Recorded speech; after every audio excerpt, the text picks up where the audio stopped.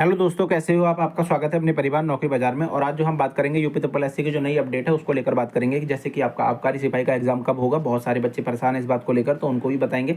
दूसरा, इसमें बहुत सारी और चीज़ें हैं जो हम बताने वाले हैं आपको, जैसे पैट की कट ऑफ कितनी जा सकती है, इस चीज़ को लेकर भी बच्चे बहुत ज़्यादा परेशान हैं। तो इस वीडियो में आपको वो सारी जानकारियाँ इसके आबकारी सिपाही के बारे में मिलने वाली हैं। दूसरा, आपका फॉरेस्ट गार्ड के जो 709 का मेडिकल है बच्चों का रुका हुआ है, वो कब तक हो जाएगा उसके बारे में बात करेंगे।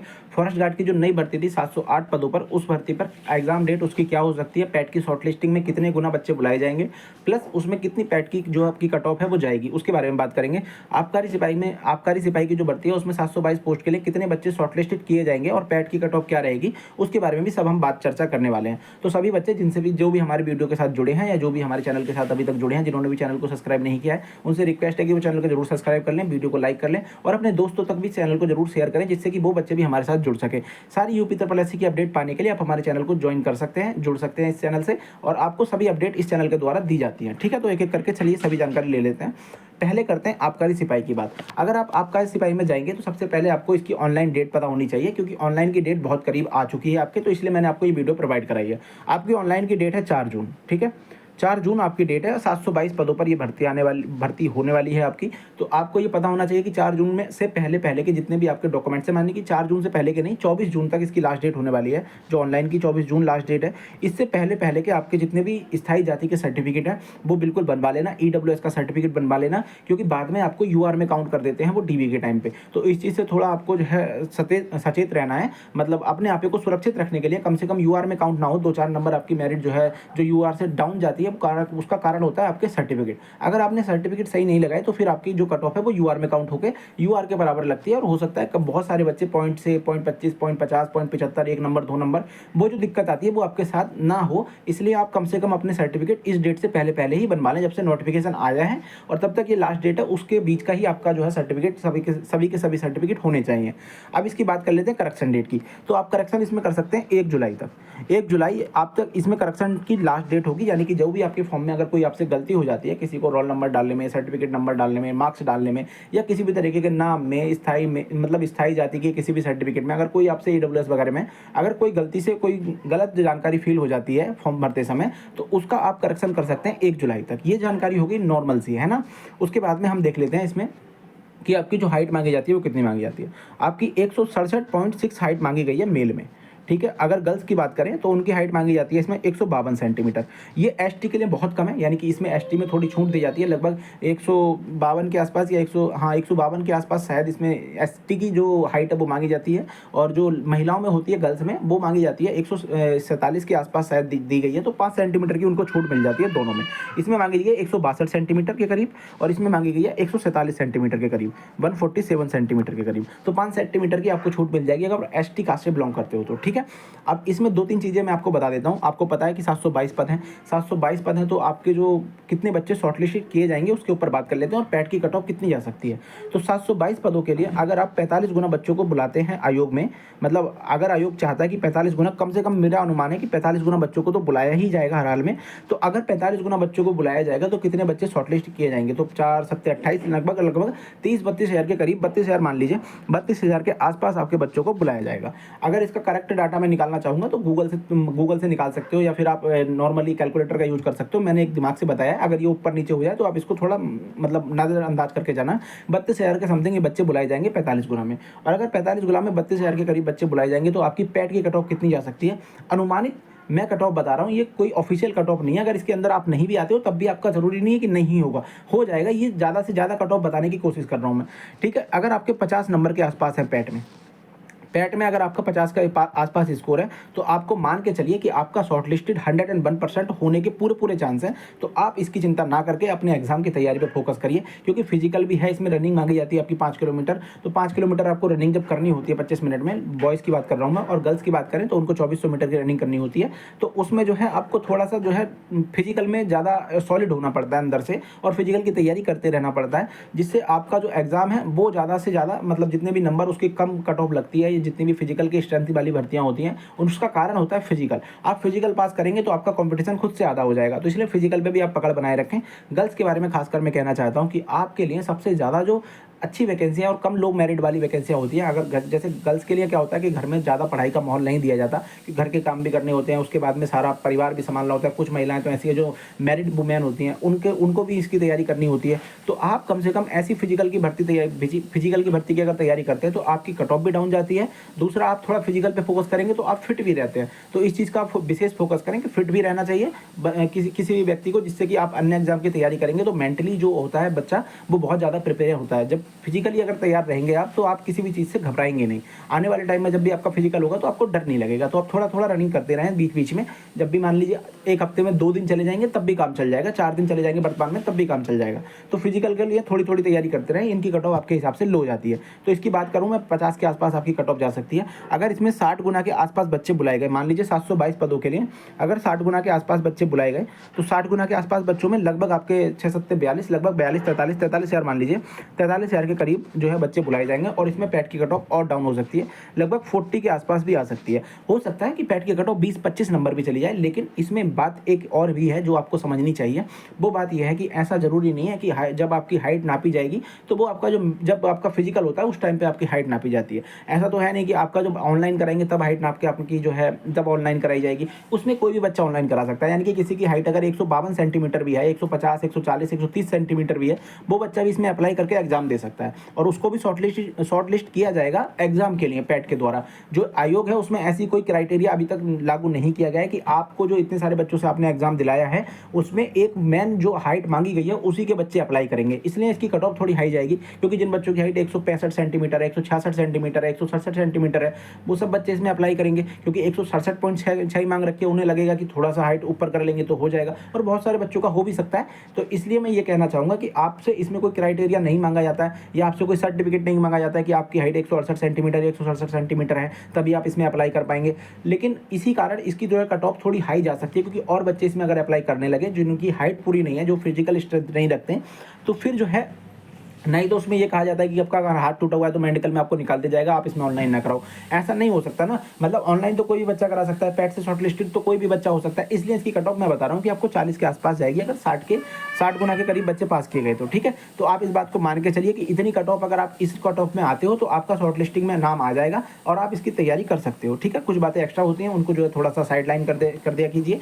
और दूसरी बात, इसका जो और एक चीज़ मैं बताने वाला था आपको, वो है आपकी मेन पॉइंट जो है एग्जाम की डेट। तो एग्जाम आप मान के चलिए कि आपका जो है 24 जून तक इसकी ऑनलाइन होने वाली है। उसके बाद में कम से कम 1 महीना इसके जो है आपका लगेगा, जो पैट की शॉर्टलिस्टिंग के लिए जितने बच्चे शॉर्टलिस्ट किए जाएंगे 45 गुना करे जाएँ या 60 गुना करे जाएँ। उम्मीद है कि 60 गुना करे जाएँ, 60 गुना से भी ज़्यादा भी लिए जा सकते हैं, सारे बच्चों को भी उठाया जा सकता है, क्योंकि फिजिकल वाली वैकेंसी में चुनावी साल में शायद ज़्यादा से ज़्यादा बच्चे उठाने की कोशिश की जाए।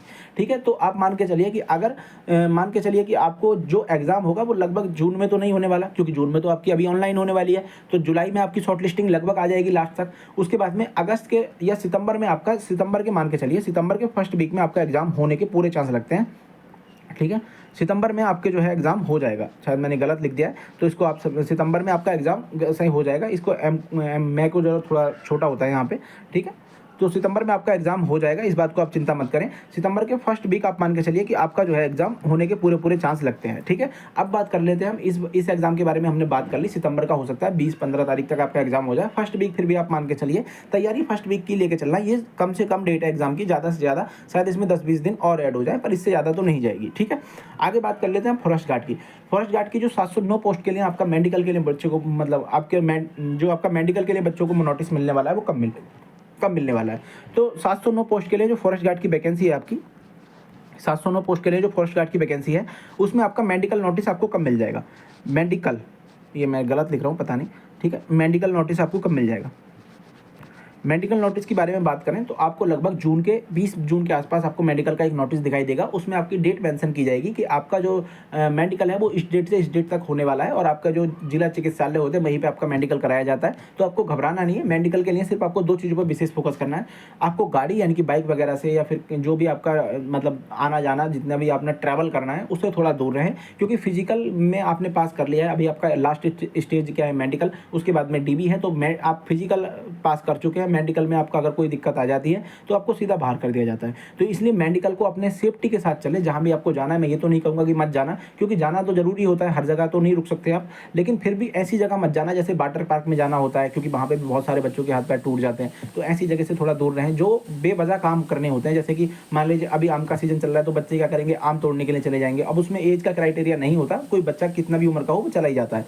तो ठीक है, पेड़ों पर चढ़ना बंद करिए। जो आपके जैसे ऐसे काम है कि ज़्यादा वजन के काम थोड़ा कम करिए, क्योंकि यहाँ पे क्या होता है, चोट लगने के ज़्यादा चांस रहते हैं। तो जहाँ पे आपकी चोट लग सकती है, आपको मेडिकल से बाहर किया जा सकता है, उनसे थोड़ी सेफ्टी रखें, जिससे कि आपका मेडिकल खराब ना हो। बाकी आपसे यही रिक्वेस्ट है कि मेडिकल पे थोड़ा फोकस बना के रखें। मेडिकल आपका एक बार क्लियर हो जाएगा, उसके बाद में आपका फाइनल रिजल्ट आएगा डीबी के बाद, आपको कोई दिक्कत नहीं होने वाली है। मेडिकल तक अपने आप को सेफ फील कराएं कि अपनी बॉडी को ज़्यादा परेशान ना करें, ठीक है। तो मेडिकल की डेट कब मिल जाएगी आपको, जून में मिल जाएगी। जून के 20 तारीख तक आपको जून में मेडिकल की डेट देखने के लिए मिल जाएगी। उसमें जो है कोई भी डेट आपको मेंशन की जाएगी कि इस डेट से इस डेट तक आप मेडिकल करा सकते हैं, ठीक है। तो बच्चों का ये तो हो गया क्वेश्चन। अगर इससे संबंधित कोई और आपको क्वेश्चन करना है तो आप कर सकते हैं, उसकी कोई दिक्कत नहीं है, ठीक है। आगे बात कर लेते हैं, हमारे जो अन्य बच्चे हैं, यानी कि फर्स्ट गार्ड वाले जो बच्चे हैं, हमारे 708 पोस्टों के लिए जो वैकेंसी नई आ रखी है, उनके बारे में बात कर लेते हैं। तो आपको पता है कि दूसरी वैकेंसी आपकी जो फाइनल की कगार पर पहुंच चुकी है, तो आपकी वैकेंसी पे बहुत विशेष फोकस होगा। तो आपकी भी ऑनलाइन जो है वो 30 जून से स्टार्ट हो जाएगी, और जो आपकी चलने वाली है वो 20 जुलाई के आसपास आपकी ऑनलाइन खत्म हो जाएगी। 20 दिन का टाइम दिया जा रहा है, तो उसमें कोई आपको डरने या घबराने वाली बात नहीं है। आपकी करेक्शन डेट जो होगी वो 27 जुलाई तक रखी गई है।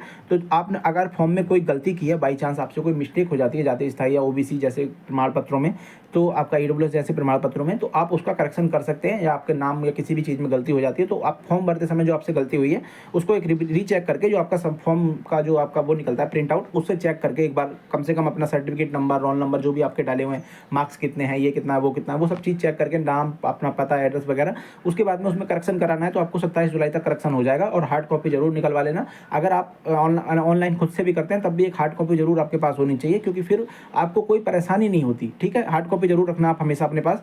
तो 27 जुलाई तक आपकी करेक्शन की डेट है, इस तक आप करेक्शन करा लेना। और ये मैं सबसे जरूरी डॉक्यूमेंट्स हैं आपके, यानी कि स्थायी जाति ओबीसी के और ईडब्ल्यूएस का सर्टिफिकेट और एससी एसटी के भी जो स्थायी जाति हैं, वो कम से कम इस डेट से पहले पहले की, यानी कि 20 जुलाई से पहले पहले के आप बना के रखना। जब से उसका नोटिफिकेशन आया उसके बाद, यानी कि जब से आपका नोटिफिकेशन लागू किया गया था उसके बाद के, और आपका जो 20 जुलाई है उससे पहले पहले के आपके जो डॉक्यूमेंट्स हैं वो तैयार रखना। वरना आपको फिर जब आपका डॉक्यूमेंट वेरिफिकेशन होता है, डीबी होता है, उस टाइम पे आपको यूआर में काउंट कर लिया जाएगा फाइनल कट ऑफ के लिए। फिर आपकी कट ऑफ हाई चली जाती है। आप कहेंगे कि हमारे नंबर तो ज़्यादा थे, ओबीसी की कट ऑफ से ज़्यादा नंबर थे, फिर भी हमको शॉर्ट लिस्ट, मतलब हमारा फाइनल सिलेक्शन क्यों नहीं हो पाया। फिर वो बताते हैं कि आपको यूआर में काउंट किया गया था, कारण ये था कि आपके डॉक्यूमेंट सही नहीं थे। तो इस बात से डरने, मतलब बचने के लिए, डरे ना, बस अपने डॉक्यूमेंट्स अच्छे से फिल करें और अच्छे से बनवा लें, जिससे कि आपको इस तरीके की कोई परेशानी ना हो। क्योंकि बहुत सारे बच्चे point 25, point 50, point 75, 1 number 2 number इतने से बाहर हो जाते हैं, और बाद में बहुत दुख होता है। तो इस दुख का कारण ना बने, और आपका जो डॉक्यूमेंट्स हैं वो आपका तैयार करा के रखें, ठीक है। अगली इसकी बात करते हैं, जो आपका फॉरेस्ट गार्ड होता है उसमें आपको पता है कि 25 किलोमीटर की रनिंग करनी होती है 10 किलो वजन के साथ। 25 किलोमीटर आपको रनिंग करनी होगी। फिजिकल स्ट्रेंथ इसमें बहुत हाई मांगी जाती है, तो इसकी कट ऑफ थोड़ी लो जाएगी, इतना तो आप मान के चलें। तो इसकी जो 25 किलोमीटर की रनिंग होती है 10 किलो वजन के साथ, 10 किलोग्राम वजन के साथ, वेट के साथ आपकी रनिंग कराई जाती है। और पुरुषों के लिए ये जो होती है 25 किलोमीटर होती है, महिलाओं के लिए जो होती है इसमें जो है 14 किलोमीटर रनिंग होती है। तो उसका आप विशेष फोकस करें कि आप कम से कम जो अपनी रनिंग है, और ये 4 घंटे का टाइम इसमें दिया गया होता है, तो इसकी आप विशेष तरीके से तैयारी कर सकते हैं। रनिंग इसमें बहुत इंपॉर्टेंट होती है, और रनिंग अगर आपने एक बार क्वालिफाई कर ली तो फाइनल सिलेक्शन आपका बहुत अच्छे खासे कम नंबरों पर भी हो जाता है।